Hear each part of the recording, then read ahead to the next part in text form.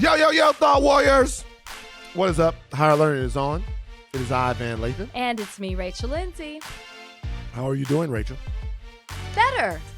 You know, I've been in kind of a mood this past week, but I interviewed Devon Franklin the other day.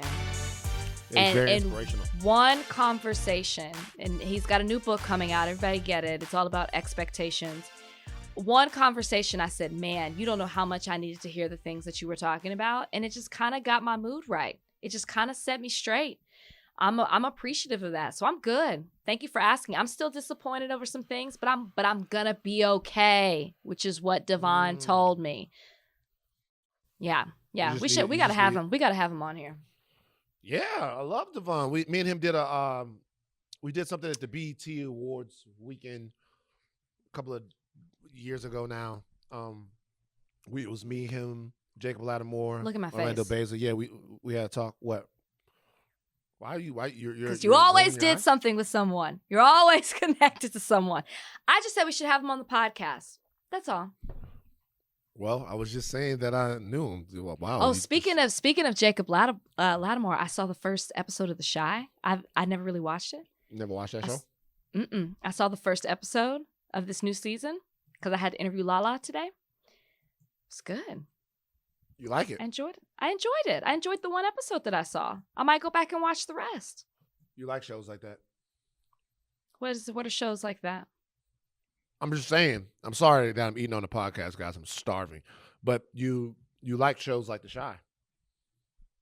I just found it interesting. I knew nothing about it. I know nothing about the show. I was watching it in preparation for the interview. You start off with the first season, or did you jump into this? No. Season 4, like just one episode, season 4. The Chi. I think they should say it like that because they say The Chi, but it's like they should say like The Chi. I'm pretty satisfied with how it is. It's good. No, they shouldn't. The Chi. You know what I'm saying? Like get crazy with it. You know what I'm saying? Yeah. Whatever. So how have you been doing since you tried to cancel me over my Melinda Gates take? I didn't try to cancel you. You didn't get canceled. You just got told how it should be. Exactly. Can I say something? I loved it. I was so proud of you for posting it and leaving it up and leaving. But you love that kind of stuff. Come on. It's not People true. know, but I'm consistent on this though. Did you see Orlando Jones' monologue?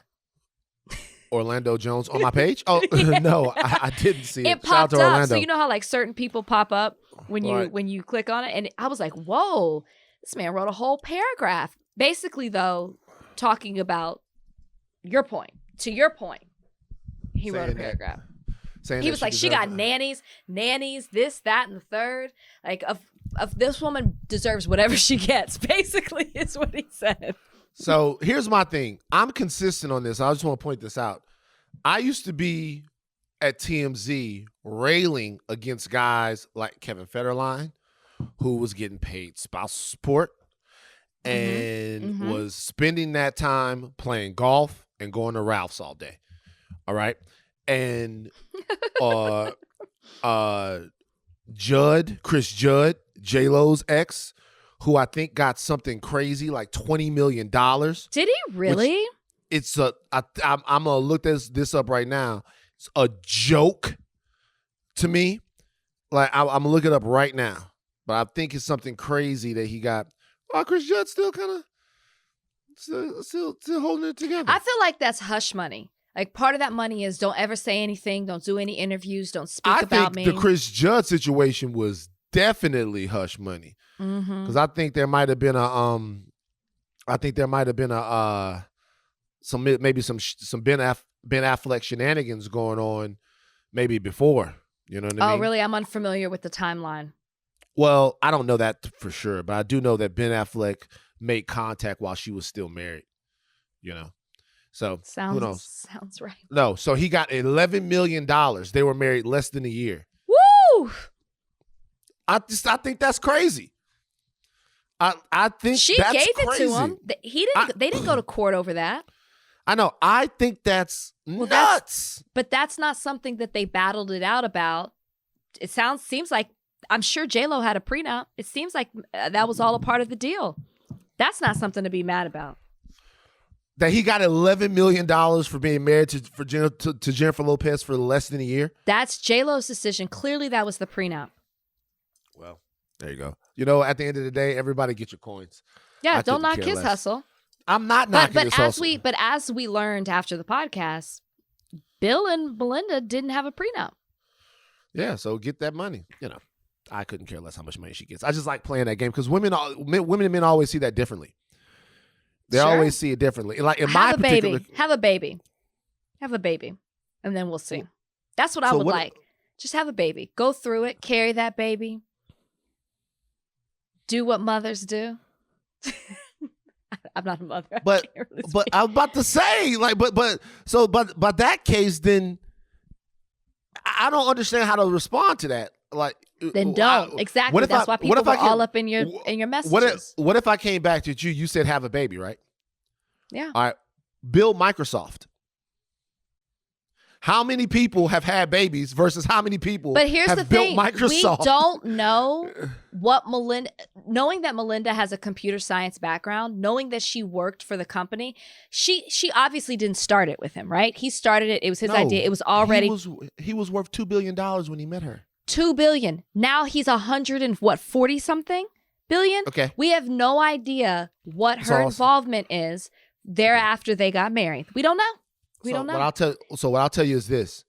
Do you think that how Microsoft has taken off since 1994, all right, is due to Melinda Gates? Or do you think it might be due to the boom in the internet? It might be both. I honestly don't know. I don't know. But I'm not going to knock her and act like she didn't contribute at all. I'm not going to act. And that's what you did. And that's why people were mad at you. And that's why people were in your DMs. You gave her nothing.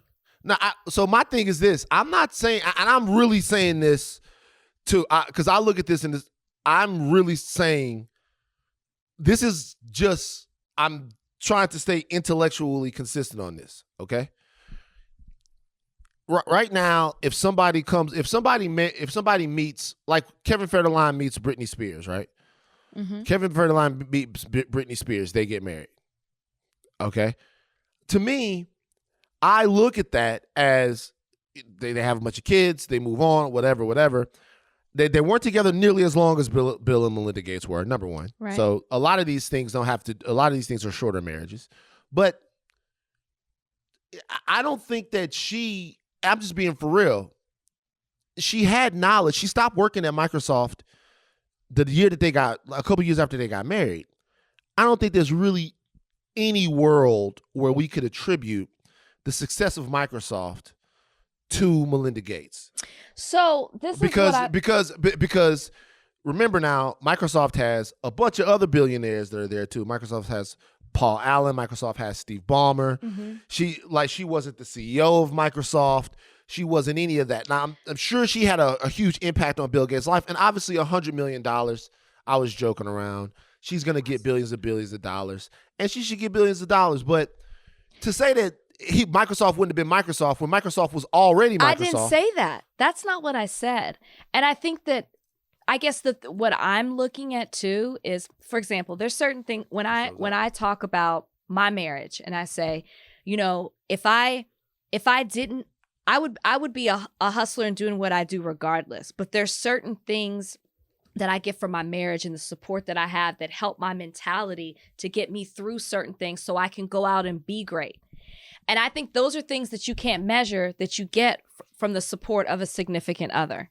So you have no idea what Melinda Gates was giving Bill at home, like to help him out, to be the... I'm hearing it as I'm saying it. I'm hearing it as I'm saying it. You know what I mean? It's just hard. It's just things that you can't measure, but you know what I mean. Like there's certain we have no idea the ins and outs of their marriage and what she did for him and how she could have helped him to be as great as he's become.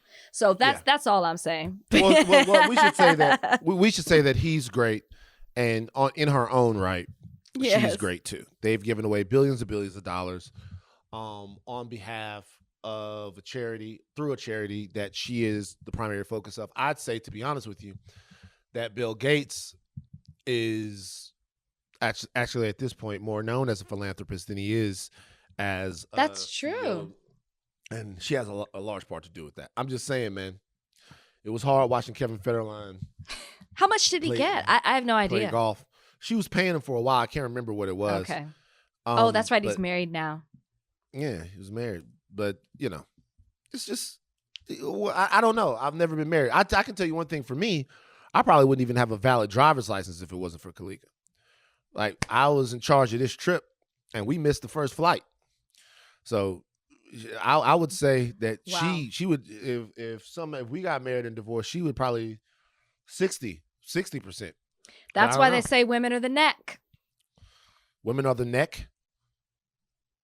Huh. What does that mean? Women are the neck. Men are the head, women are the neck, right? They do all the control. That's bullshit, though. Okay, fine. It's bullshit. Women are Let's the clip head. this and make this as he continues. Let's clip this and make this a video. But see to me, that to me, that's backwards thinking. In some relationships, women are the head. And a lot of times women are the head. Society would probably be better if women were the head. Women are always the neck. So women are the head and the neck. They might be the head and the neck.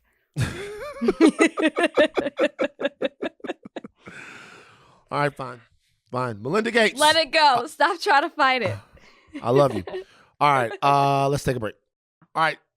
We love having people on Higher Learning that push the envelope and really change perspectives. And this guy right here is somebody that has done this. And I've held this secret until we started this podcast. This guy is helping me with my finances. Like, I'm with the UBS team if we can ever get it all straightened out. He is a former NFL star who is now pivoted to something that most players don't do post-retirement, which is being in the financial game. It's really a fantastic and really fascinating transformation. Joining us today on Higher Learning, Adewale Ogunleye. How are you doing, my brother? Man, I'm doing well, man. Thanks for having me. It's good to see you. Yeah, now, I would just like to say that maybe I should join the USB family, seeing how Van is podcasting from Hawaii. And I'm here in my office. So maybe this is working for one of us, and for one, it's not. Yeah. Well, come on. We would love you at UBS. We would love to have you over here. Yeah. Okay. Because it's not USB. We're not talking about getting extra storage. Did I say UBS? Did I say UBS? USB. We're not talking about getting extra storage. We're talking about getting extra kizzy cash. I'm the first person to make that mistake. My apologies. So seriously, I'll tell you something about UBS real quick. UPS. They thought I was delivering packages. And by the way, I'll tell you why that's funny. That's funny because, and I don't mean to say this in a funny way, but it's true. I'll tell you why that's funny at you being at UPS, because people don't know this, but there are mad ex-NFL guys that work jobs like that. I remember being at Best Buy when I worked at Best Buy. And this is in no way to shit on these jobs. It's just something that you learn about the nature of the NFL when you get a little older. I remember being at Best Buy, and our loss prevention senior, I went into his office, and there was a picture of him in a Ravens uniform standing on the field in the Super Bowl on kickoff. And I was like, what the hell? And he was like, yeah, I got a Super Bowl ring. I played 4 years with the Ravens. And I'm like, wow. And so that brings us to the point of a place like UBS, which is to help people, athletes and regular people, make better decisions, make realer decisions and more future-centric decisions with their money. The question is, how do you go from being one of the best defensive players in the NFL to being a money guy? What was that transition like? How did that happen for you? Ultimately, Van, I just always followed my passion of giving back. So I knew that no matter what I was doing in life, it was going to be about pouring into people. So the financial industry just happened to actually just come about. And but still I'm following my passions of pouring into people. So it could be any industry I would have gotten into. It would have been in an industry or a place or situation where I was going to be able to help people. So again, I don't need the job. I did a decent, had a decent career and made a decent amount of money and saved a decent amount of money. So with this job, Van, and being at the head of sports and entertainment at UBS, I'm able now to do those things that I love to do, helping people, getting them to a place where we understand exactly what money really is, understand how money really works, understanding how we should be in a mindset of building legacies the same way some of our other communities.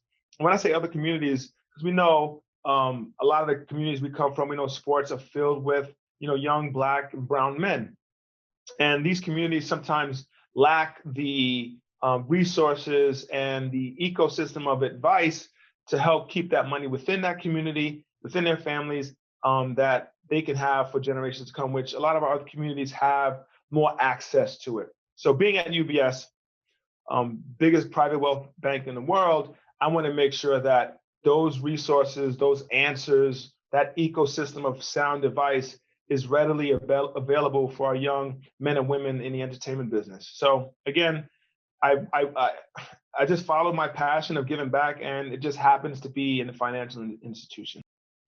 Is it also because the lack of what you didn't see when you were an athlete? You maybe saw, I mean, we've all seen the 30 for 30 broke, and we all maybe know somebody maybe who didn't even, it's not even that they mishandled their money, they just didn't know any better. Like you said, we aren't equipped with these things in our communities. Is it something that you specifically saw or experienced that made you say, you know what, I particularly want to work with athletes or those in the sports and entertainment world? Yeah, definitely. I think just I have friends that are in the entertainment business, and I just see the sharks and the hands and the transactional relationships that most of us have with the people that are in our lives. I'm sorry to say it, like whether it's business manager, advisor, CPA, agent, it's all transactional. It's about like, how much money can I get off the talents that we have? And I realized that we're playing against a system that has been set up for people who are knowledgeable, for people who understand exactly what they're getting into. And it's really not about having the money, it's having the knowledge behind what money really is. And that's where the power lies. And from my own personal experience, I got lucky. My advisors, when the few advisors that I had before I got, sound advice, you should just throw my money against the wall and let's see what sticks.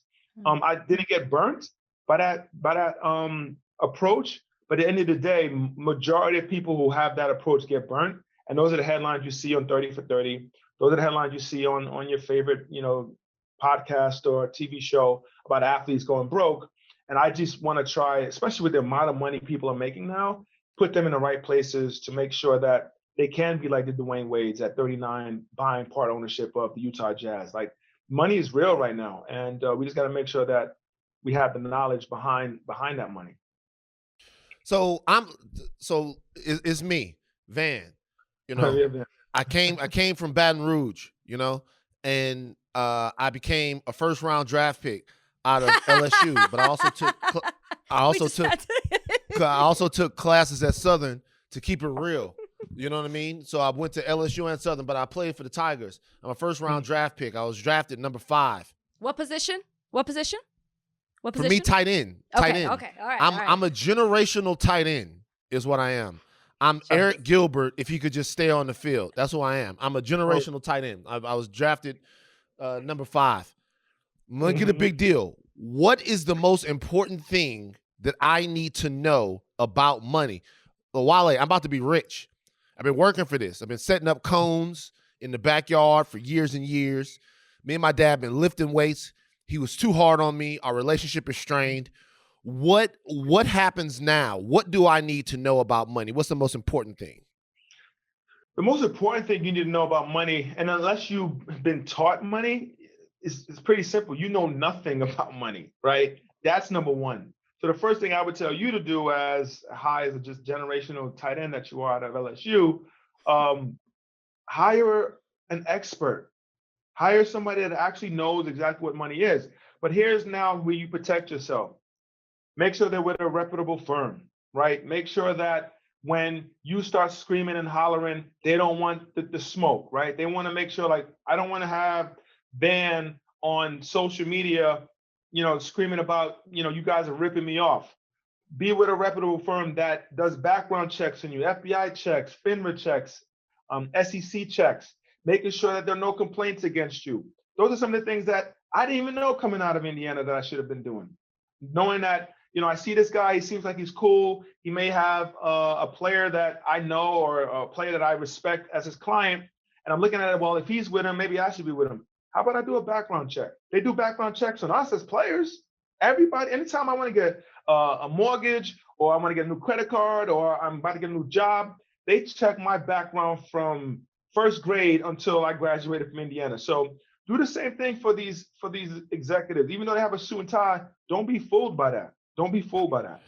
Real quick, how important me as a young black athlete, or take the hypothetical away, as a young black athlete, how important would you say that person that you hire to help watch your money and advise you on money is black?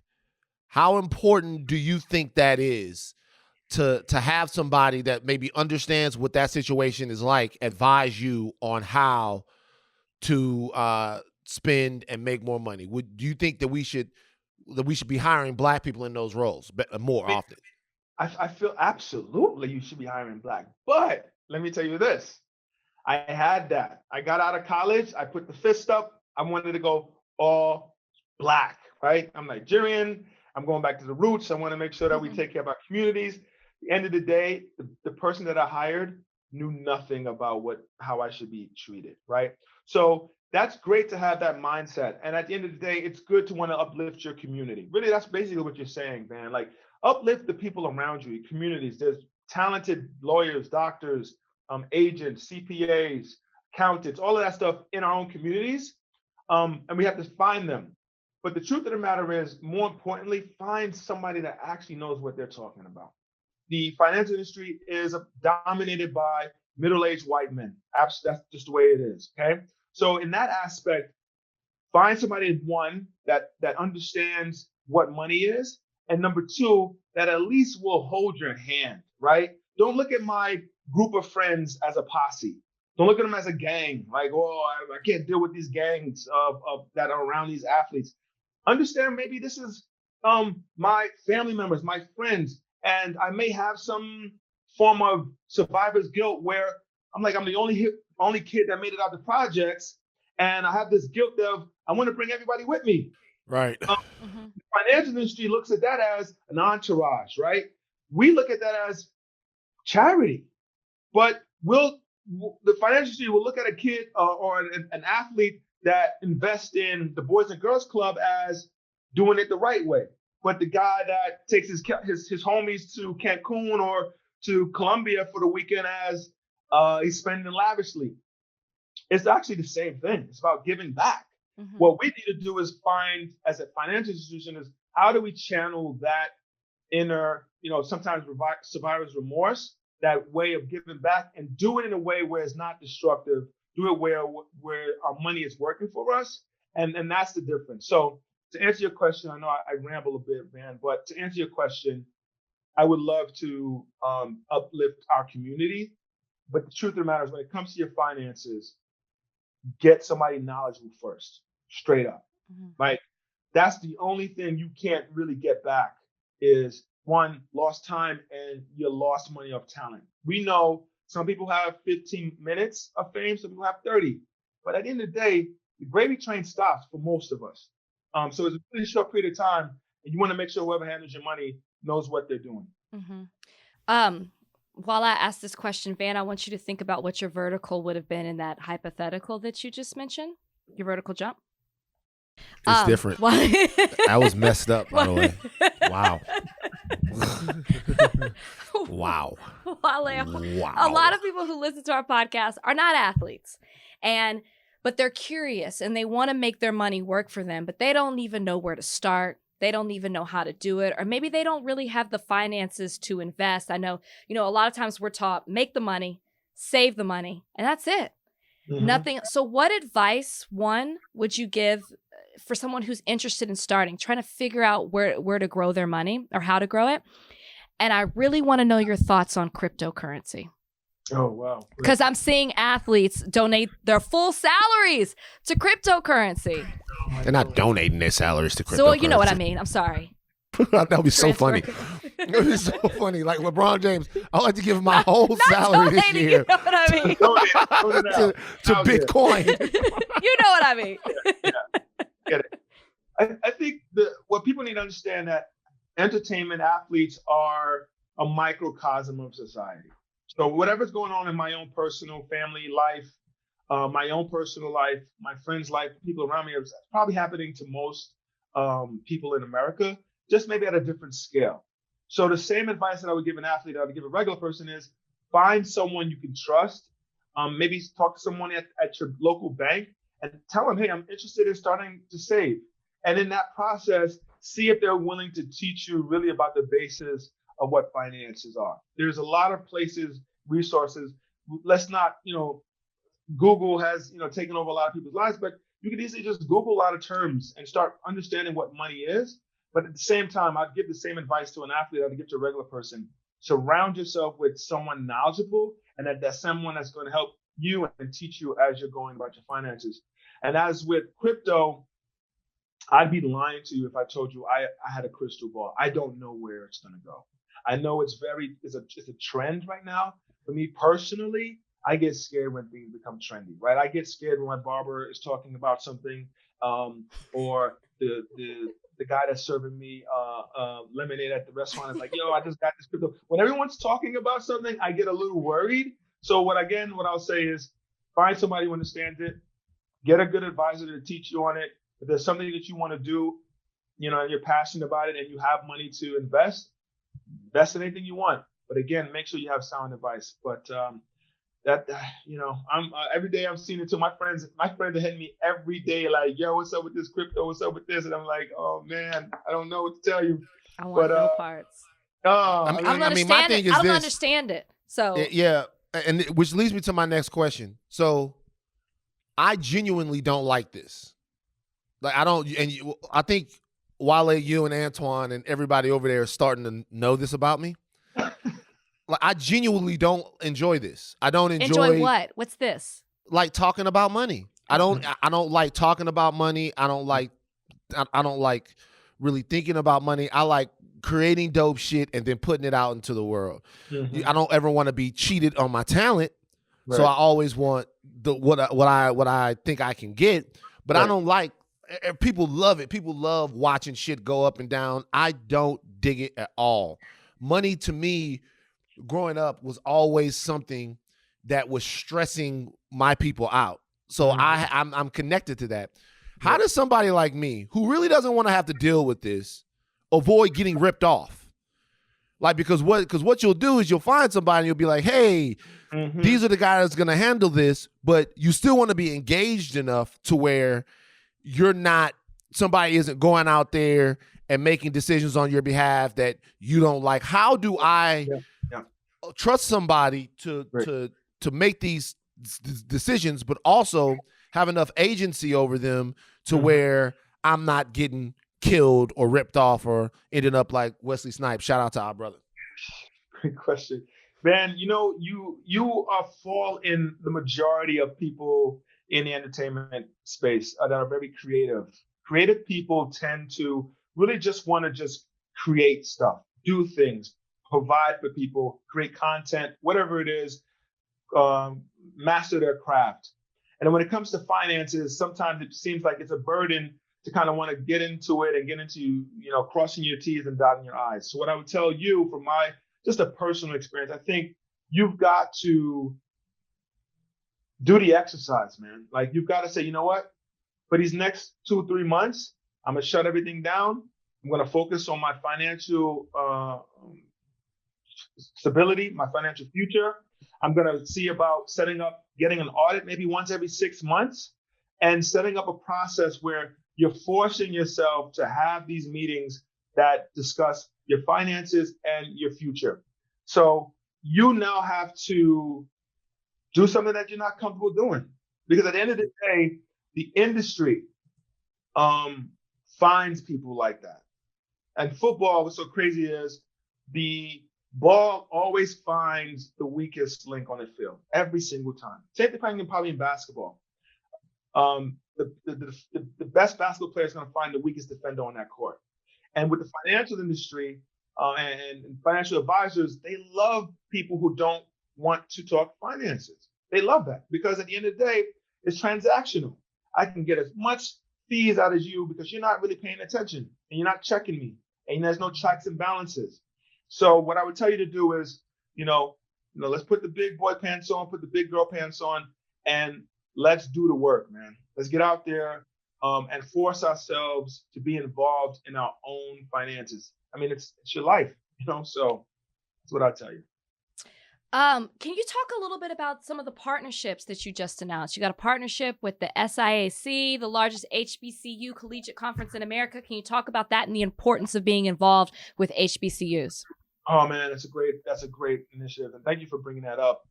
With the SIAC, again, the truth of the matter is, as my position in sports and entertainment, people think really at the end of the day is about trying to bring athletes into the firm and have as much revenue and building. So we know with the SIAC, there's two things we're going to get out of it. One, we're going to help a community that we think is underserved. But two, the financial industry needs to start understanding there's a plethora of talent in these schools. So when we go to the SIAC, I want those student athletes to realize that, listen, the chance of you making professional are 0 to none. There might be one of you that might slip, and that's major. That's even at a major university, though, man. Not just HBCU. What are you doing? What are you doing? He needs to give them the truth. Yes. I'm with him. Why are you doing like that? Man, it's the truth. He's gonna sell them false hope. It's true, and it's not just HBCU. Wait. I'm sorry, man. I'm sorry. If you guys had a partnership with the SEC or the Big Ten, would you tell them the same thing? Like Wale said, the chances are 0 to none. I mean, when no HBCU athletes were drafted in this. Listen to this, though, man. Listen to this. I think Alabama there's 100 people at Alabama, 100. Okay, right. 100 students, and football players. I think the draft had maybe 250 in the NFL draft, okay? I think 8 players from Alabama got drafted. Now, that's a great school. Still, those numbers still say, even if you go to Alabama, the chances of you making it professional, are still slim to none. But what you just did, though, was kind of deceptive a little bit. I just say that because that's of draft-eligible Alabama players. I'm not sure how many seniors Alabama had. I'm not sure how many third-year players Alabama had. The question would be about, I'm just going to say that because people are going to say that. The question would be about how many people did Alabama have eligible for the draft that were drafted. But I get what you're saying. It was just funny. It was no just funny, HBCU players were drafted, and I think that goes to his point. There's more people. By far, more people at Alabama not getting drafted than getting drafted. And I had the same conversation out of Alabama. I had this conversation out of LSU, out of Indiana. The same thing I'm telling you is not just because it's HBCUs. It's because there's not that many spots. Right. Yeah. So if you're good enough to play football in the NFL, you'll play. Like Jerry Rice, there's a bunch of, Walter Payton. There's a bunch of Jerry Rice, legends. Walter Payton, Michael Strahan, Aeneas Williams, Scotty Anderson. High school kid who thinks no matter what school he goes to, you're going to make it professional. But let me go back to why the SIAC before Van try to railroad me. What I'm saying is we would love for you if you don't make it professional, and the chances are, slim to none, that if you do think about a job in finance, man, and Rachel, you think about UBS. You think about possibly coming to the place where you saw an institution as big and as bold as UBS in your schools teaching financial literacy. I feel like athletes are, really great future employees, given the right circumstances and the right resources. We're coachable. Usually we're on time. We take criticism really well, and we work in teams, obviously. And I would love for that to transform into the finance industry. So as I said earlier, the finance industry is predominantly middle-aged white men. If we can start getting our brightest stars within these HBCUs thinking about different jobs within banking, we're going to have the thing that you talked about earlier about, Van, of having opportunities and having our community be in the places where you or me or Rachel can choose from a vast number of different type of financial advisors within our own community. And this is kind of the work that we're doing with this partnership with the SIAC. But ultimately, it's about teaching financial education, getting UBS at least in places where we need to be. And I want the firm to show, and this is the reason why I said this to you, man, is we know at the end of the day, these might not be future clients from a athletic perspective, but they may be future doctors, future lawyers, engineers, teachers, professors, whatever it is that we would love to have as clients, not just because they were, athletes. So that was why I love this partnership. So first of all, I mean, that's a great. I mean, look, actually, that was that shut me up. Like I think that people, and also another great thing about that is those athletes seeing you being able to do that will give them a different. Yeah, you don't always have to go back home and open up a barbecue place or something like that. You should have chose the SWAC though. I don't know why y'all didn't choose the SWAC. All right, SWAC. I mean, it's never too late. It's never too late. Get on with the SWAC. SWAC is the best. So I got two more questions for you, not financial stuff. One is about football, and then one is about culture. Okay. All right. Football. You were one of the most menacing people on the field while you played. Great career. A great, amazing career that you had. You just said that the football always finds the weakest link on the field. My question for you is, as an NFL football player, former Pro Bowler, was there one player that you went up against that wasn't that good, but for some reason always had success against you? Somebody that's not like a perennial Pro Bowler. I'm not talking about Jonathan Ogden. I'm not talking about, any of those guys. I'm talking about like a guy who was just a guy on the field, but for some reason, he just always blocked you up. Yep. I have a guy. And I don't even know why I wouldn't even want to say his name, man. I don't even want to because it's just horrible. It's just, I have nightmares about this. But let me say this first. I think everybody that makes it to the NFL is actually a pretty good player and it's amazing in their own right. But there was a guy named Mark Tauscher, offensive tackle for the Green Bay Packers. Oh, man, I hope he doesn't see this, but he was just the fattest, sloppiest. I can't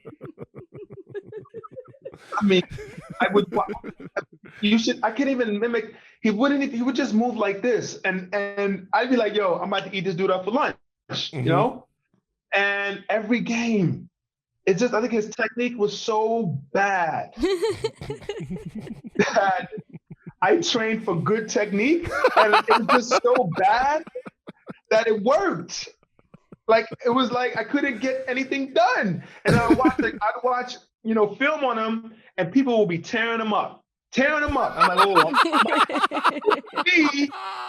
it was like he had my number. So Mark Tauscher for the Green Bay Packers, man, he's that one guy, and he was actually a good player, but just if you saw him, there's just no way I should not have dominated him the way I wanted to. So, and I saw him twice a year, so it started getting mental for me after a while. Like, I started getting like intimidated at a guy, and he was just a fat, sloppy Joe in a uniform, man. It was bad. It was real bad. Right. Okay. Rachel? Last question I'll ask you is a money question. I feel like when people deal with wealth management, or maybe they come to you or whatever, they say, I want you to make me rich. Is that how people come to you? And if it is, should they manage their expectations? Because if you do make people rich, then I definitely do need to come make an appointment.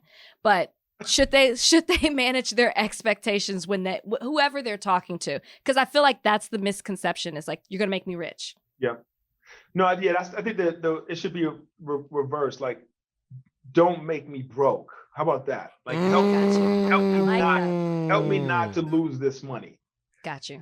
And because what I've made so far has been good, and I can live off of this, but don't screw it up. That should be the mindset. So if you come from that perspective, the advisor now is going to be conservative, do, bunch singles, doubles, triples. He doesn't need to hit the home run. Rachel, you're the home run. You've already hit the home run. Man, you're the home run. So now you are. So just know that, singles and bunch are okay for the rest of your life. And if you do, have, a unicorn or something that, just something that's been so big and adds to your wealth, great. But again, your advisor should have the mentality of not losing what you earned from hard work and dedication. So last question. Okay, man. You're Nigerian. Yeah. And there's something that goes on Twitter that I love to get all of my West Africans riled up about. All of my West African friends. Shout out to Wale. Shout out to Kaz. About rice. This is about rice or something. It's about rice. Jollof. It's about jollof rice. What is this? Oh my God, Rachel, we just stumbled onto something so great. So there's a dish in West Africa. Was it jollof or jollof? Jollof rice. Jollof rice. But here's the thing about this dish. Jollof rice. Jollof rice. Yeah, here's the thing about this dish. Mm-hmm. Is like every different country makes it their own. See, in Louisiana, we claim gumbo. If you making gumbo from Mississippi, we don't care because it don't matter what's in your gumbo. If you're making gumbo in Texas, even if your family from Louisiana, every generation removed from Louisiana, your gumbo gets more trash. So it don't matter if you're making gumbo in Houston or in Galveston. It don't matter if you make gumbo in Alabama. If the gumbo not coming straight from home, we don't care. Right. But jollof is different. Yeah. Everybody has their own way of doing it. Yep. Everybody has their claim to fame. Man. And there seems to be no clear consensus whose jollof is the best. There's a clear consensus. What's the clear? Who? I'm not trying to be a homer on this one. Nigerian jollof rice is the best by far. By far. And I'm not gonna hate on Ghana jollof rice. Ghana's is decent. But I would go Nigerian jollof rice. Then Senegal has some real good rice. Right. But, so give me the power ranking then. That's good. Give me the jollof rice power ranking then. See if you got, 3-4 countries in there that you could throw in there. I would go top 2 Nigeria for sure. Mm-hmm. Then Senegal is 3. Ghana probably 4. And I don't think there's anybody else that even should come into the equation after that. Why is Nigerian the best? I still haven't had it. I'm trying to have it out in LA. Why is Nigerian jollof the best? How do you not have it? How do you not have it? I haven't had it yet. I don't know where to go. We love rice as people. How do you not have jollof rice? I don't get it. You've had fried rice, right? I'm sure you had Chinese fried rice, right? I'm sure you've had that. Yeah, I've had it. Right. So, like I say, no. I just think the spices, and I mean, again, it's almost like, it is. It's just it's family food for me. I can't even being here in America. Born and raised here, I can't have a Thanksgiving without jollof rice. It'd be like a turkey, mashed potatoes. It'd be all like stuffing, all of that stuff, and a pan of jollof rice. Everyone looking like, what in here? Like, well, that's part of my Thanksgiving. That's part of my Thanksgiving. So again, I'm not even playing around. Nigerian jollof rice is the best. Ghanaians will fight you on that, but they're not even 2. They're 3 to me. Whoa! Well, they were 4. Now, you had them at 4. Yeah, they're all 4. They're 4. Nigerian's top 2. So, one's the spicy one is 1, the unspicy one is 2.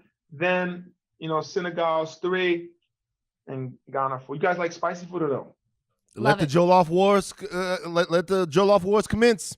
There it is. Yeah, I'm in All right, my brother. I'm in trouble now. I'm in trouble. My brother. I promised Antoine I'm gonna sign them papers as soon as I get back to LA. Like I've been dragging on it. Yeah, that's what he sent me on this podcast for, is to get you to sign these papers.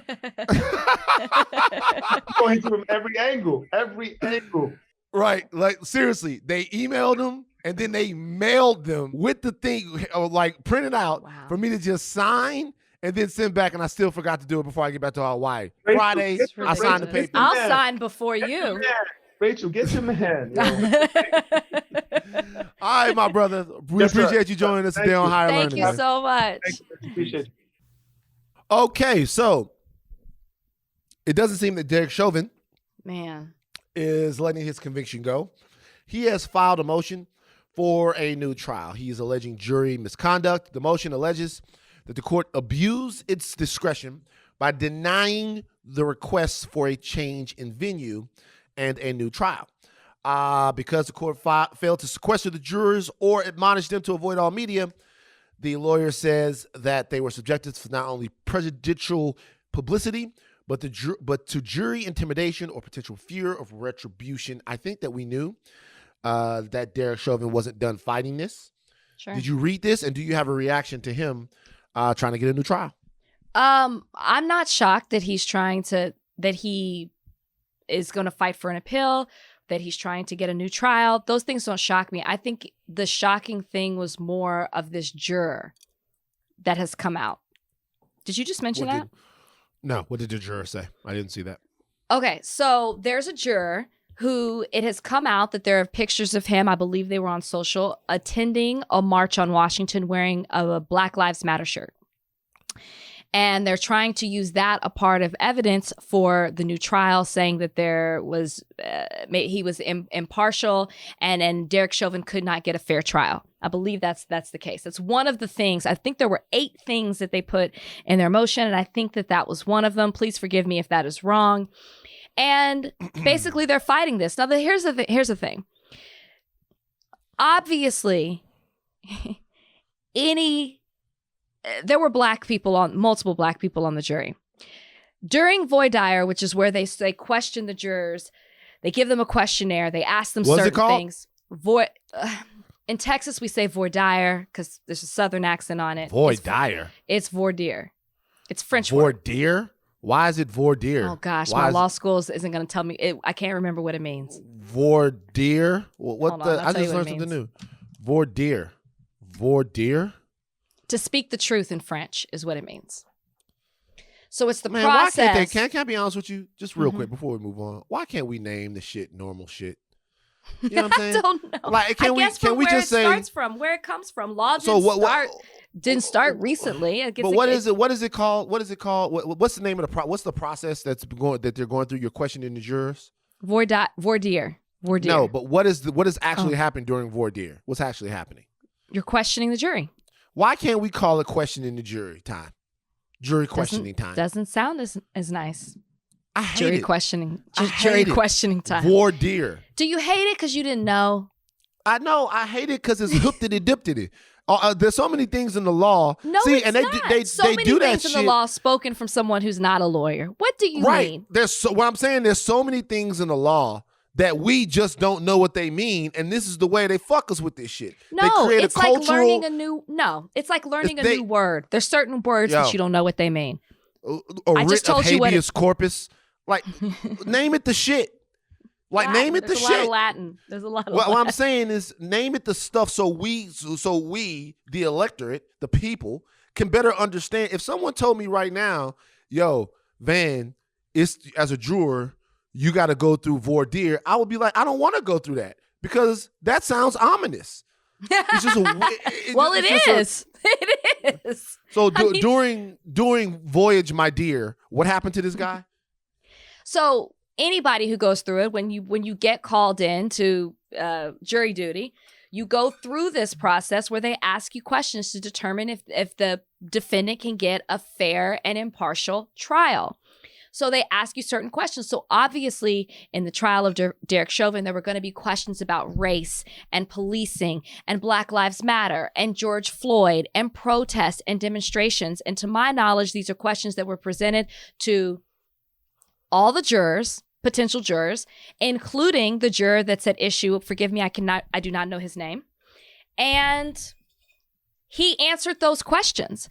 I think what's at issue is apparently on one of the questionnaires, he said that he had never attended a protest or a demonstration. And I think that what's about police brutality. He said that he had not been a part of it. Well, the March on Washington wasn't necessarily that. And the fact that he's wearing a Black Lives Matter shirt shouldn't matter because he's just saying that he matters and so does his life. He's not saying only, he's saying too as well. Let's not forget that.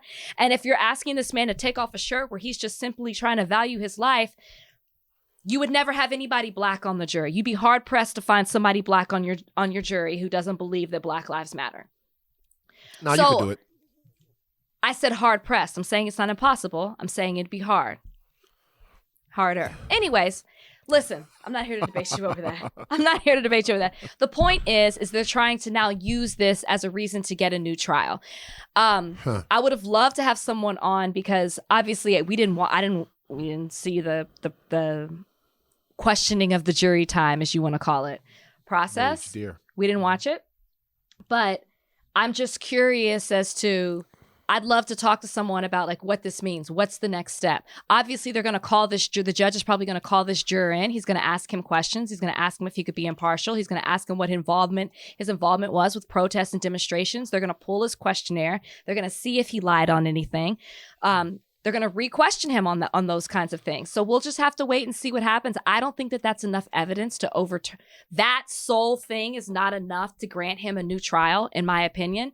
And also, that's the defense's fault for not doing their due diligence in flushing out these jurors.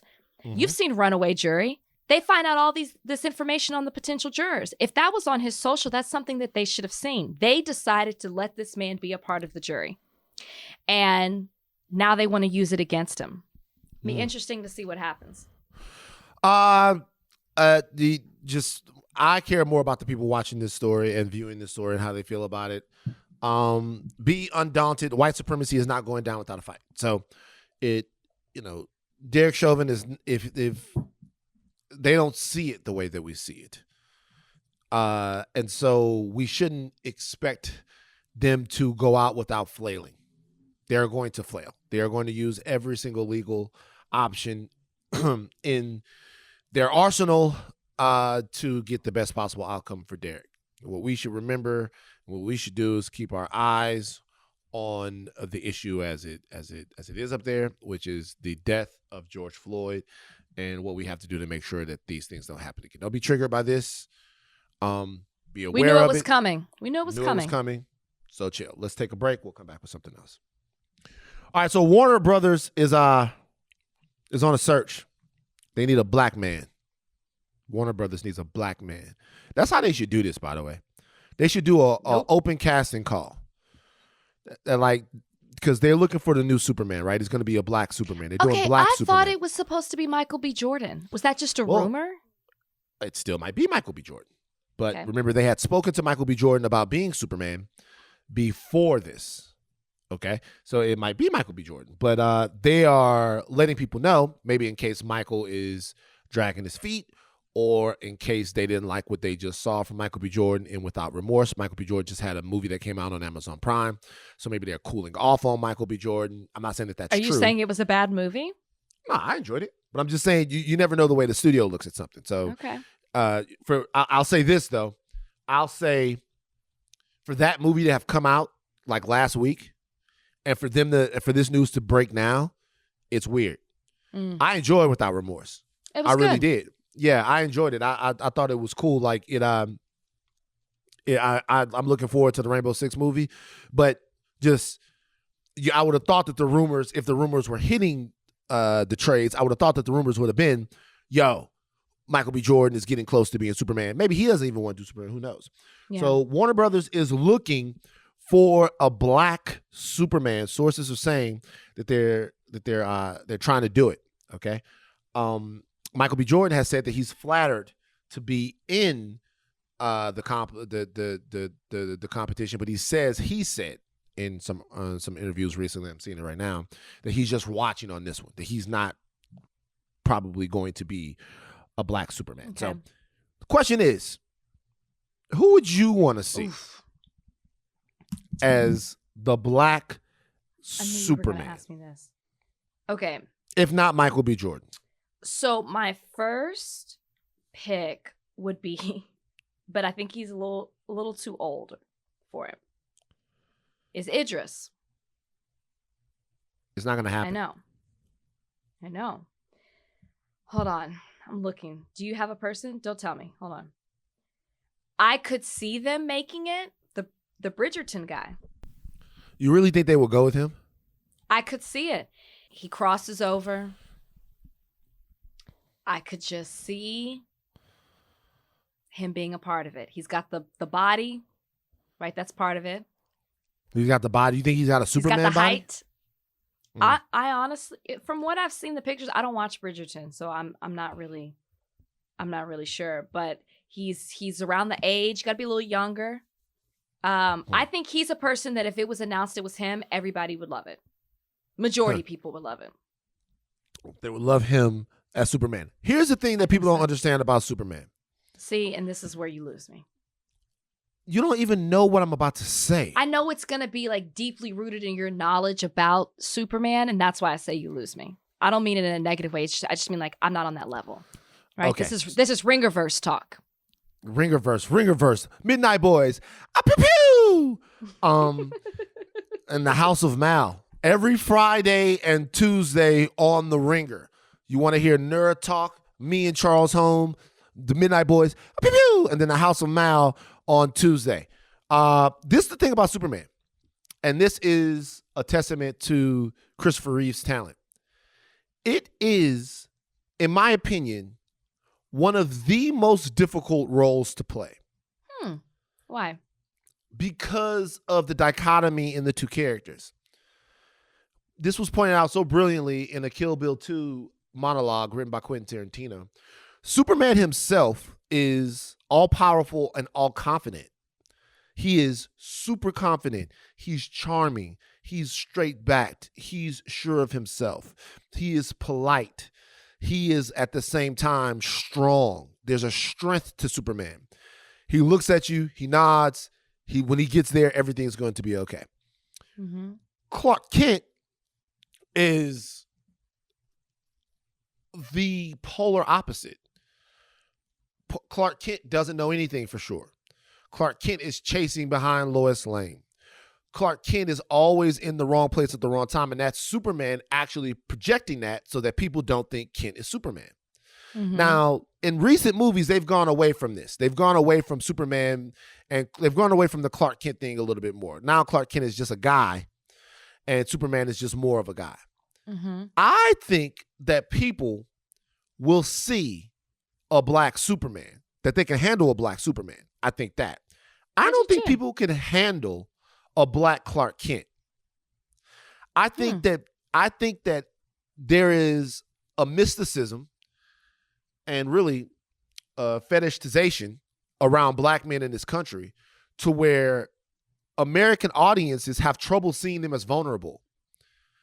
Like American audiences have difficulty. Oh my gosh, it's so interesting you say this. Like American audiences have difficulty seeing like black nerds, seeing black men in search of their feelings, seeing black, like they only want to see the mythos of the black Superman, the black guy who can sleep with any woman, the black guy who can solve any problem.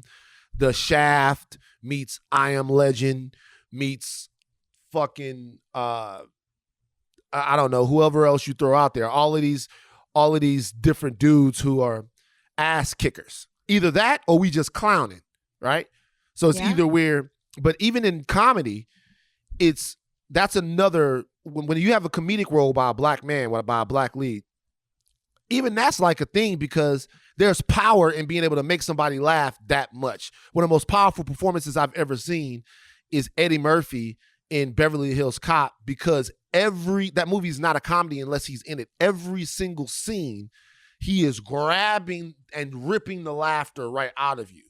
So he's got power on screen. And so I think the dichotomy between Superman and Clark Kent is not whether or not we can make you believe that a black man is Superman, is whether or not we can make you believe that a black man is Clark Kent, and the dichotomy between those two characters. It's so interesting that you say that. I interviewed Anthony Mackie the other day. He's got a part of this new project called Solos, which is brilliant, by the way, and everybody should check that out. And it's all about these solo performances. And without giving anything away, he's playing himself, and he's playing a clone of himself in this script. And one of the first things he says to me in talking is that a lot of times black actors are not given roles where they're allowed to be vulnerable, and you're allowed to see. And so now, in hearing that, and so in this project that he was in, he was able to do that. You see him go through a range of emotions, and it's really a beautiful performance. Now I think it should be Anthony Mackie. I know all that Captain America stuff, but now I'm like, Anthony Mackie. No, you don't. You can't. No, hell no. Anthony Mackie. Anthony Mackie. Because he gets what you were saying about the Clark Kent. No. No, we don't like him? Okay. Well, I like Anthony Mackie, but number one, he's a little too old right now to play Superman. What's the age range of Superman? So Superman is normally shown to be around 32, 33 years old. Because I feel like Christopher Reeves was kind of old playing him. No, he wasn't. You're wrong about that. But I just remember him looking old. Sorry. He looked old to you because you were a baby and he was a grown-up man. He was born to play the part. So that is what it is. I'm not taking that away from him. I'm just talking about the age. No, I know. But he was born to play the part, so he's like even an outlier. But yeah, you want to start this guy. You want this guy to be probably between 28 and 34 because you also, if you want a franchise, you want 5-10 years with the character. You know what I mean? So you don't want a guy that's going to be. Really thought about this. It's not really thought about. It's like if you saw the guy who's 43 as Superman, then you got a movie, 2 years a sequel, 2 years a sequel. By the end, he's 50, and it's tough. Anyway, okay, get off. Who is your pick then? I think there are a lot of guys out there right now that could do it. Okay, name one. I'm wondering. Yahya Abdul. That's good. Do you think he's not well known enough to do it? Do you think? I think it's better when Superman's a little bit less well known. Okay. Because I think for me, you gotta fucking get somebody who can grow into the character. Speaking of that, moving off Superman to another superhero. Marvel came out with they had a whole sizzle reel of teasers, and we're gonna go deeper into this on Ringerverse Fridays when me and Charles Holmes, the Midnight Boys, pew pew. Midnight Points. I haven't felt stronger about my idea that Black Panther should be recast than I do right now. Speak on it. So Black Panther Wakanda Forever is coming out July 8th, 2022. And I'm excited about the movie. Very excited about the movie. There's not going to be any Chadwick Boseman in the movie. He wasn't able to tape anything before we lost him, but I think it's doing the character of T'Challa, not Black Panther. Black Panther is a mantle. Sure, he can be Black Panther, and that'll be amazing to see her as Black Panther. But the character of T'Challa himself is doing such a disservice to the character to not continue his journey. And this is a big comic nerd thing. T'Challa represents, there's so much story behind the character. T'Challa represents really the spirit of Wakanda integrating their beliefs of themselves into what the role that the Wakandans are going to play in the larger world is. He represents, like, in a lot of ways, he represents how can I put this? The struggle of worldwide blackness. Like, I can help.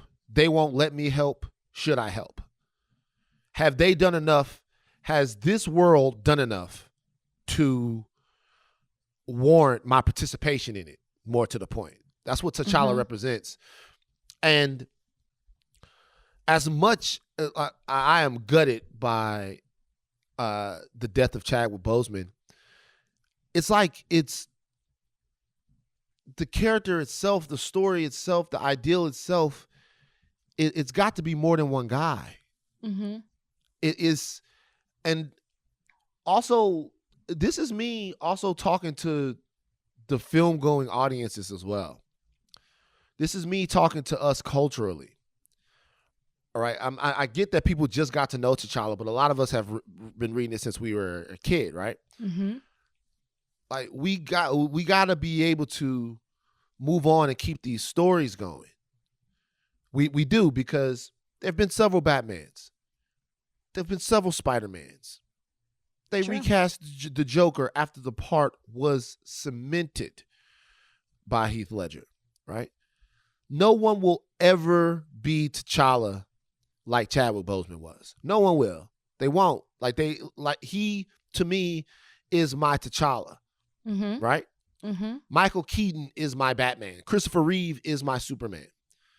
You know, other people have different people, you know. Right. But the stories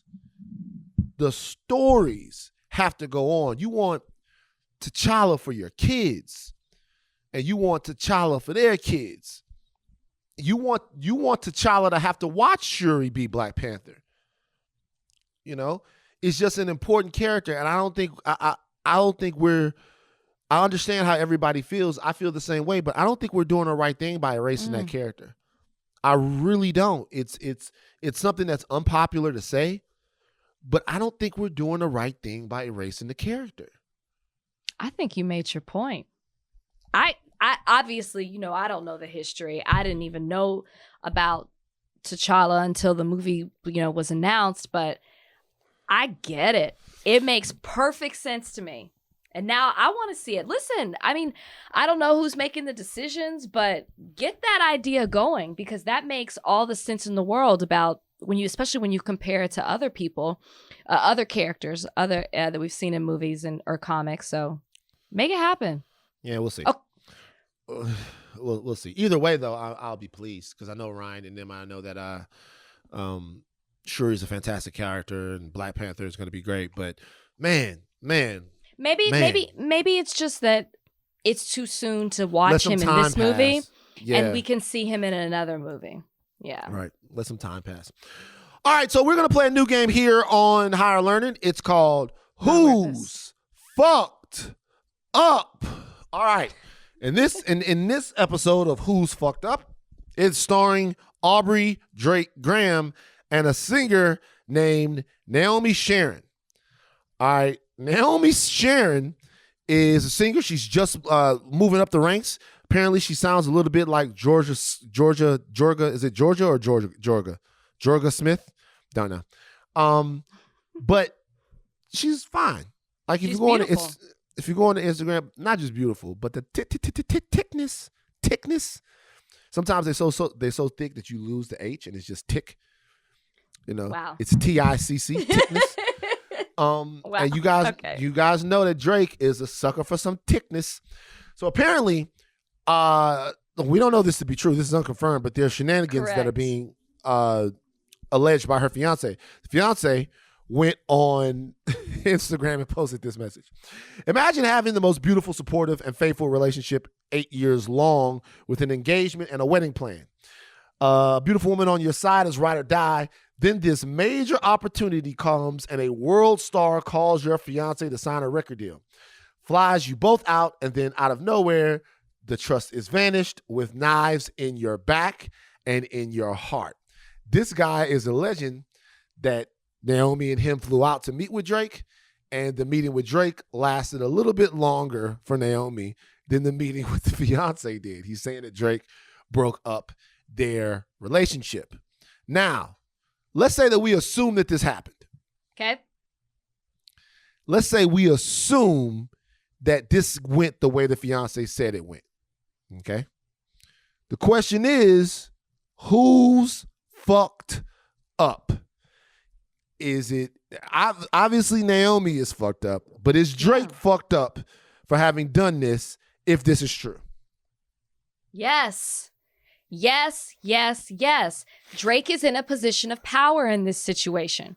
This is a woman who clearly doesn't have the platform, the backing, the musical history.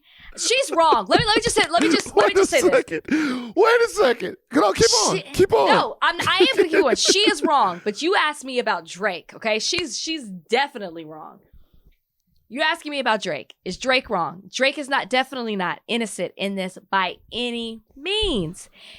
I think sometimes people underestimate the power that they have over someone this is a woman who is trying to get on his level, who is thrilled at the fact that he has taken an interest in her, has flown her out, her fiance out, and is possibly going to collaborate with her. This is, as her fiance said, the biggest break, life-changing. If she's in a vulnerable position where she's trying to, you like the words that I'm using, vulnerable? Mm-hmm. She's wrong. Right. But I'm just saying he has to know that he has some sort of influence on her, knowing that he has what she wants and he is in a position to give it to her. You can't take that away from the situation. Nah, he's in a position to give it to her, all right. So he ain't innocent. I'm the percentage of wrong here. I can't do that. You have to. 50-50. How could it be 50-50? Takes two. I'm just going to break it down. I can't do any of these percentages, right? We weren't in the room. I'm not going to put more on her. Why? Because she was engaged? Like, Drake is a grown man. They both were wrong in this situation. Drake is definitely wrong. He's definitely wrong. He's definitely wrong. He is 10% wrong. They're both dirty. She's like, he's 10% wrong for the reason why he's 10% wrong. He's 10% wrong. He's 10% wrong. He's 10% wrong. Go ahead, break it down. Wrong. Tell me how you came up with 10. This is why I came up with 10. Wow. The way I came up with 10 is that if she's in a relationship, right? It's her responsibility to her relationship to be faithful to her guy. Correct.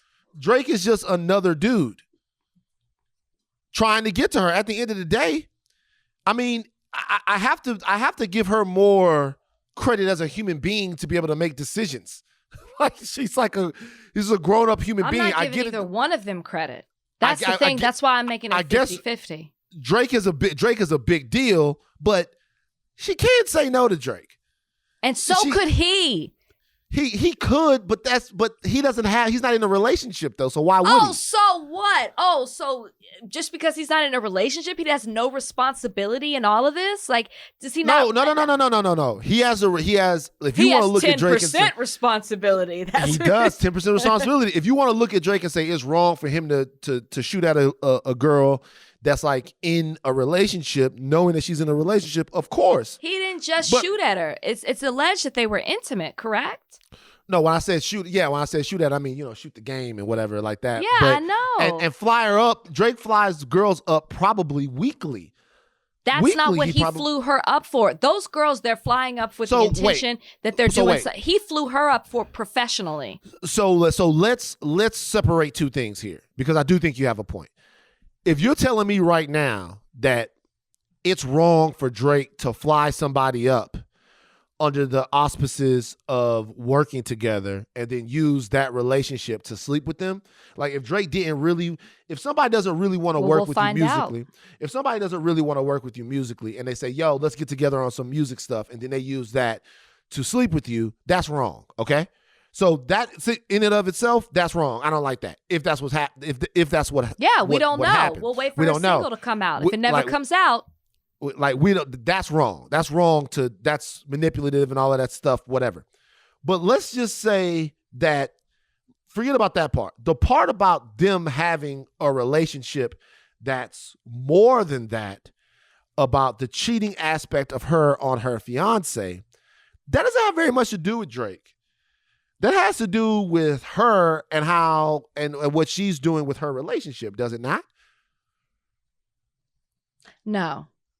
Okay. If he flew her out there with the intention to possibly sign her, to make music with her, to collaborate with her, and then ends up sleeping with her, it's the same type of wrong.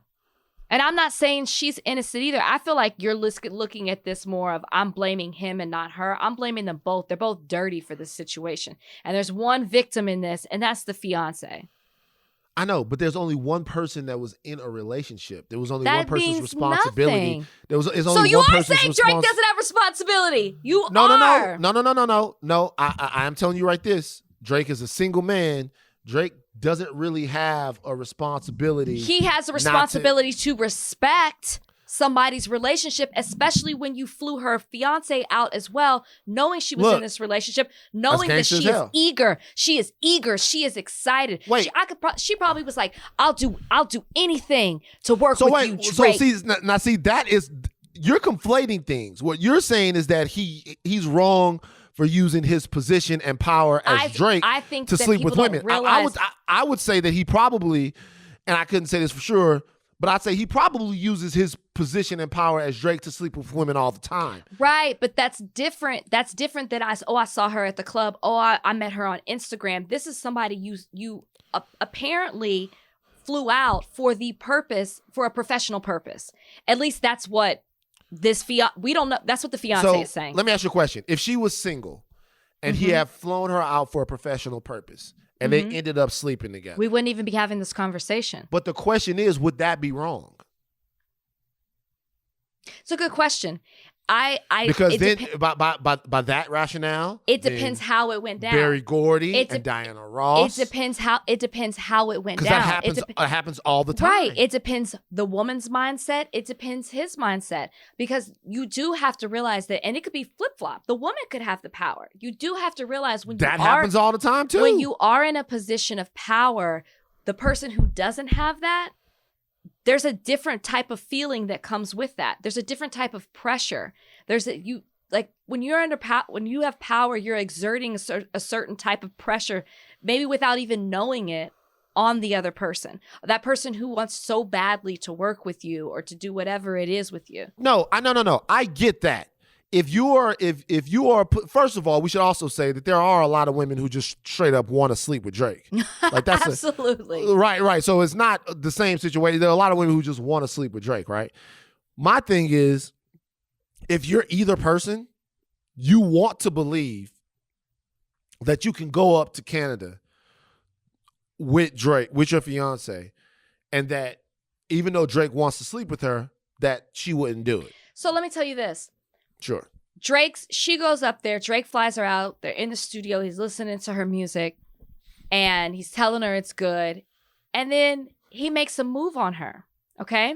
That's not how that's not how it happens. Okay, you know how it happens? Can I tell you how it happens real quick? Okay, go ahead. So it's Drake, her, and the fiance in the studio and they making music. And the fiance is like, yo, bro, she's got a really good tone. She's got a really good voice. Like, listen, this is why she's the next big thing. And Drake is like, yeah, that's crazy. That's crazy. The only thing that would make this situation a little bit better is if I had some of my favorite wings from Wings and Things down on road in Southeast Toronto. It's like right around the corner. But the only problem is that, they don't do Postmates. And they're open for about an hour more. We have some wings. We have energy. We record through the night, but they don't have Postmates. And I sent my assistant home. And the fiance is like, oh, no problem, bro. No problem. If you put it in the phone, if you put it in the thing, I'll go get it. Yeah.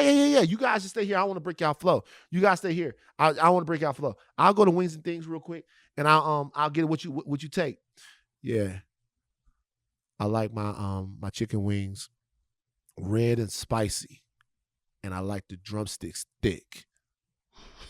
And then the fiance looks at him like, I'm not so sure why you said that. And in the back of his mind, he's thinking, my girl is kind of red and spicy and thick like a drumstick, but whatever. And then so he goes, okay, cool. And Drake goes, yeah, you stop and get a 50 Henny from the liquor store. Which liquor store? I don't know. Find one. And then he's gone. And then boom. As soon as he leaves, Drake stops recording her and he puts on The drinks in the gin for the whole damn week. Just so deep, and you got it, girl, you got it. He starts dancing, talking about when he recorded this. Before you know it, it's a whole thing. It's a whole thing. That's how it happens. If you're gonna tell a story about how it happens, that's how it happens. You're right. It's my bad for leaving out the details. Listen, all I'm saying is, now I forgot what I was gonna say. I lost it somewhere around wings and things. I lost it. You were saying that he flies her up there. Well, listen, I'm just saying, if you're in a certain position, and I'm not saying anybody, I just think with the power and the pressure, there's this fear of, well, what if he's making a move? What if I say no? Do I lose this deal? You couldn't be more right. But like what that would mean then, and this is a separate conversation, that would mean that Drake could then never get at somebody not on his level that wants to work with him, which I believe, by the way. Yeah, it complicates it. I believe that you're getting yourself in trouble if you fucking the interns or if you're doing any of that stuff. I believe that, right? Yeah. But it happens all the time, right? Mariah Carey married Tommy Mottola, who was the head of Sony at that time. Diana Ross had a relationship with Berry Gordy. Celine Dion ended up being married to her manager or something like that. It happens all the time in different situations. It happens. But I'm talking about strictly the sanctity of their relationship. And this is a broader question. Is it up to Drake to uphold the sanctity of their relationship together? I would like to think that he would do that. But you know, at the end of the day, I get what you're saying. She's in it. It's 8 years. That's your fiance. You know what y'all been through, ups and downs, the support, all of that. So yeah, that it holds more weight because you know things that he doesn't. But they both wrong, 50-50. You're losing this numbers game. You're losing it. Stop doing numbers. Stop doing percentages. Stop doing millions. Stop. I'm not losing. I think that really what I'm looking at in this situation is I'm looking at two adult people, one person who's single, one person who's in a relationship. Now, if you believe that it's wrong to be with somebody that's in a relationship, I get that. Not everybody thinks that, though. Not everybody feels that way. Okay. Well, we know how Drake feels. Well, we don't, because these are all allegations. But I will tell you this, though. I do feel bad for the fiance, though. I just don't know 100%. In any way. I don't know in any way why he would put this on Instagram. I just can't think. He's jaded. Not in a million he's years. Angry. He's upset. He's probably trying to call out Drake. Like he wants people. No, people are not going to turn on Drake for this. Drake's going to make a song out of it. Like it's. You never know what you're going to do when you're angry. I feel bad for him. He don't have anybody else to turn to, so he turned to the public, I guess. Turn to the public. Turn to the public. Turn to the public. Turn to the public eye. All right. All right, it's mailbag time. Mailbag. Let's go. Trudy, come on. You always do that. You didn't let the song play. Oh, let's let my joint rock real quick. Mailbag time. Time to read your letters and then we'll reply to them. Oh, it's mailbag time. Write us with your queries and we'll chime in. Let's do it. Mailbag time. Come on. Okay. This is from Audrey Beth. What song takes you back to your college days? Woo! I know for Rachel what song it is. What? Is that Limp Bizkit, that rolling. I'm not playing with you. We keep rolling. Anything that has Lil Jon in it. That's straight college for me. Scrappy, Lil Jon, Yin Yang Twins. That's all college. So 2 songs. I Need a Hot Girl. 2 songs. I Need a Hot Girl and Fuck Them Other Niggas. Those 2 songs really take. But that actually reminds me of college too, because that's a big Delta Strut song. Yeah, that reminds me of college, but also some other joints like NSYNC, Gone. Like NSYNC was popping. Don't act like, see, I hate y'all. I hate y'all. I love NSYNC, but no, I tell you why I hate y'all. You know what else reminds me of college? I'll be straight up. Nickelback, How You Remind Me. Because a bunch of y'all, because y'all fronting, y'all are liars. No, when people all say of you take are me back liars. to college, I think the club. That's all that pops up in my head. So I'm like, what was I dancing to? What table, How You Remind couch, DJ booth? When How You Remind Me was out, if that shit would have come on in the club, everybody in that bitch would have been singing. Like, people try to act like they were cool as time goes on. Newsflash, all of you loved Nickelback. All of you loved that song. I wasn't the only person that thought that song was dope and got excited when it came on the radio. Everybody liked How You Remind Me. I don't know who you're preaching to. Nobody's arguing with you. You're having a moment Everybody all by yourself. Higher all by Creed. Ooh, now that was the jam. Everybody liked Higher by Creed. Everybody liked Train, Drops of Jupiter. Everybody liked all of these records. Now you want to act, oh, shucks. No, it doesn't. You just don't want, you're trying to be cool. You're fighting with yourself. What's the next question? This is from Nikki San Pedro. What's a habit you have that you thought was normal but only realized was kind of weird later in life? Peeling off the skin on the sides of my fingers. Is that a nervous habit? Yeah. But like, do you bite? Do you bite it? No, I know other people actually who do that. Do you bite it? Right. Do you bite? You bite and then you peel. I bite and then it'll get bloody and then I'll hold it and wait for a good scab to form because a good scab is more fun to pick. And then I'll pick it off and then, yeah. Right. Yeah. All over. It's the more nervous I am, the more I do it. I can't think of one. I don't have any weird habits. You don't have any real weird habits? You have zero weird habits? Yeah. Yeah, you got to come back. So you don't think habitually sending television hosts to the soup line is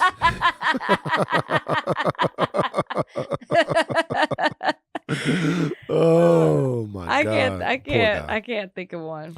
Mm-mm. Poor guy. All right. Well, like one more.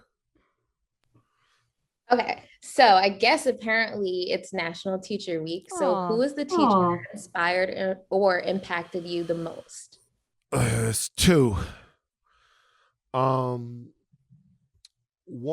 was Mr. Campanella. We talked about one of them. And one was Mr. Campbell. There was Mr. Gebauer. No, excuse me. There was actually a couple. There was Mr. Neubauer, who was a 6th grade teacher, who let me direct my first play. There was Mr. Campanella, who was a shop teacher, who is the first grown-up besides my parents that I ever disappointed, which was a very important moment in my life. But there was one teacher in the 7th grade named Miss Watry. I wasn't doing my work. This is kind of a disgusting story. So one day I was brushing my hair, and when I was brushing my hair as a 7th grader, a dandruff was getting on my desk.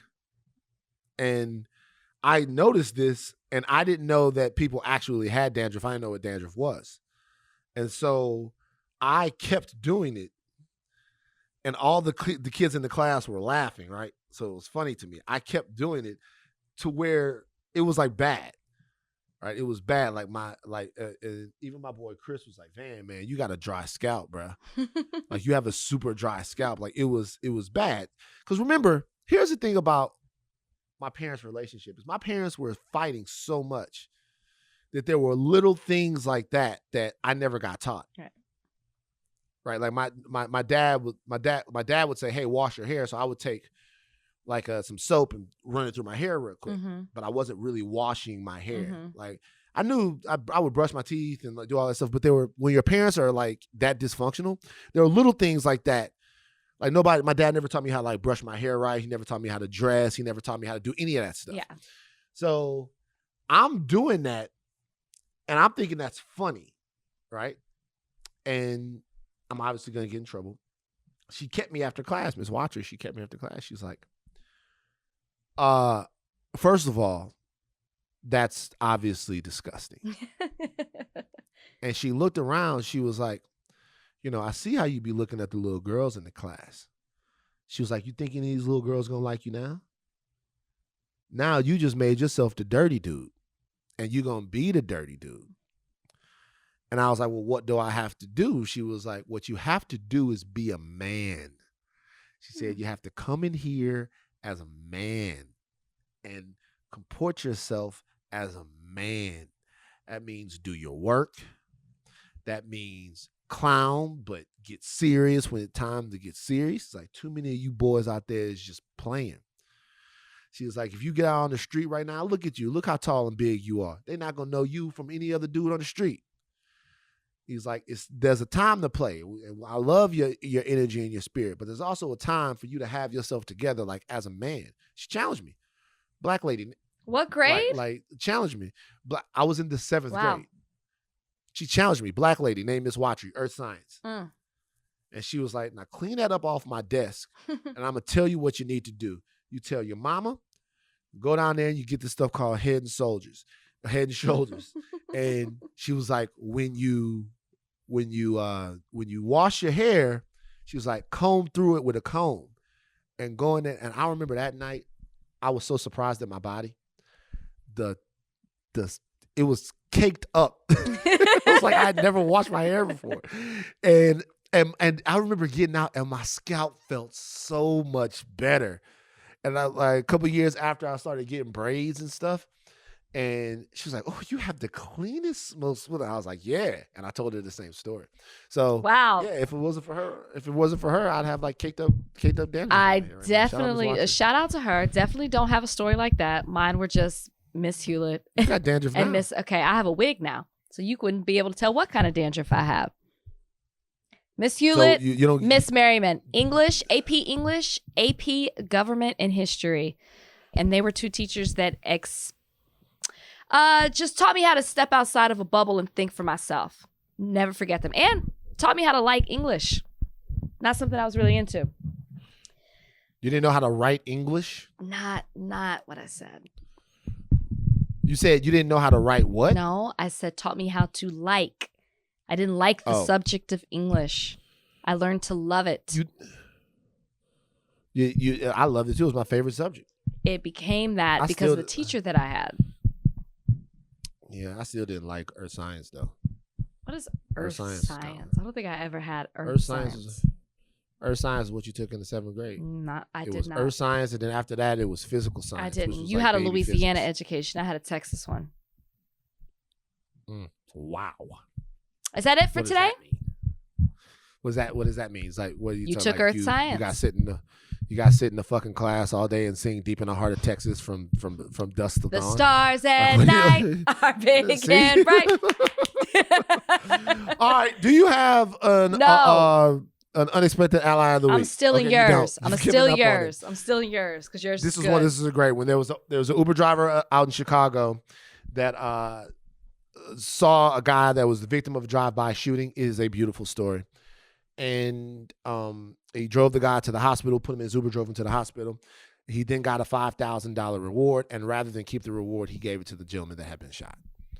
Said that uncommon, just daring, aggressive humanity. I loved it so much. And was emphatic about it, though, right? Like was emphatic about it. Just encouraging everybody to help this man. And the reason, and like you brought that beautiful story to the table, and I brought a story about a man who had been enslaved for 20 plus years in South Carolina. And that is why I don't have an unexpected ally of the week. I can't get over that story.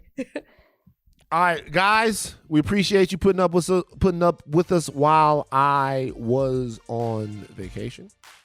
We will be back next week coming from LA. Take your thinking caps off if you're not stop learning. I am Van Lathan. I'm Rachel Lindsay.